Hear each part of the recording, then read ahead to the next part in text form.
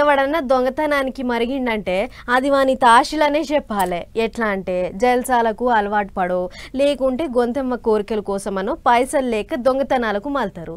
ఇక అలవాటు ప్రకారం ఏది దొరికితే అది కొట్టేసి అమ్మంగొచ్చిన పైసలతోని తాగి తందనాలు ఆడతారు.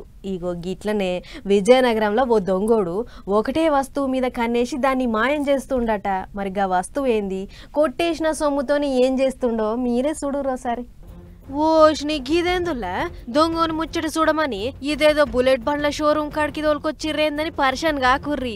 ఈడ అవుపడుతున్న బుల్లెట్ బండ్లను చూస్తుర్రు కదా, గివ్వే ఆ దొంగోడు కొట్టేసిన బండ్లు.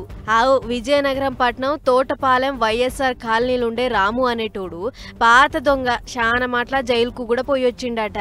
అయితే జైలు నుంచి బయటికి వచ్చిన పనిమంతుడు ఈ అగ్వసగ్వాలు ఎత్తుకపోతే పడతలు పడతలేవు అని అనుకొని ఏకంగా బుల్లెట్ బండ్లకు సూటి పెట్టుడు చాలు చేసిండు.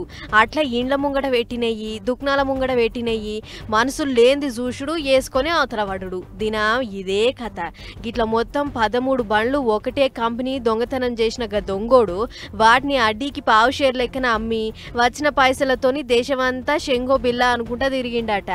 అయితే గీ నడుమ పోలీసోళ్ళు బాలాజీ అడ్డా రోడ్డు కాడ అడ్డేసి బండ్లు చెక్కింగ్లు చేస్తుంటే ఆయనతో పాటు అడ్డాడు. కాగితాలు చూపియమంటే అదా బదా బదా అని బొంకిండట. దీంతోని అనుమానం వచ్చిన పోలీసోళ్ళు వాళ్ళ స్టైల్లో అరుచుకుంటే ఈ బండ్లన్నీ బయటపడ్డాయి.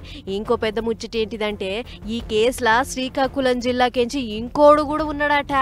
ఆముదాల వలసలో ఉండే నవీన్ అనేటోనికి గీ కొట్టేసిన బండ్లు ఇస్తే ఆడపోయి ఇంకో తావులో కుదబెట్టి పైసలు తెచ్చేటోడట.